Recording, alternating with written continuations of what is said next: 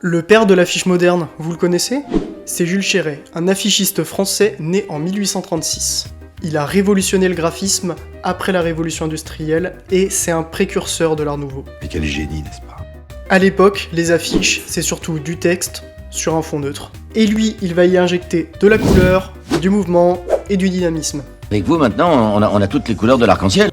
Petite anecdote, Le Bougre était tellement un goat que ses affiches elles étaient tellement appréciées par de nombreux amateurs que ceux-ci tentaient de soudoyer les couleurs d'affiches pour les leur acheter avant qu'elles ne soient affichées. Si ça c'est pas une preuve de réussite, je sais pas ce que c'est. Pas mal du tout.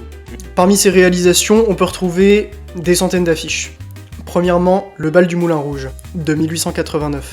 C'est une affiche qui capture l'énergie des cabarets parisiens. Ou encore Le Palais de Glace de 1896.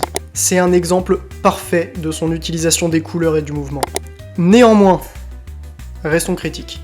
Ces affiches, elles ont une approche hyper picturale qui est pas forcément adaptée au code moderne de la communication. Ça peut se faire au détriment de la lisibilité et de l'impact publicitaire en lui-même. Tenez par exemple, même s'il tentait d'incorporer du texte dans ses œuvres, eh bien, on sent bien que la typographie, ça reste étranger pour lui. D'ailleurs, petite anecdote, elle est souvent réalisée une fois ses œuvres terminées par des professionnels dans le domaine. Après, je sais pas vous, mais est-ce que aussi ce petit décalage avec la typographie, c'est pas ce qui fait le charme de ses œuvres?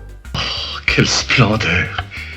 Grâce à Jules Chéret, l'affiche, elle devient une œuvre d'art à part entière. Mais du coup, est-ce qu'on peut dire qu'il pensait l'affiche comme un affichiste? Je vous pose la question, dites-le moi en commentaire.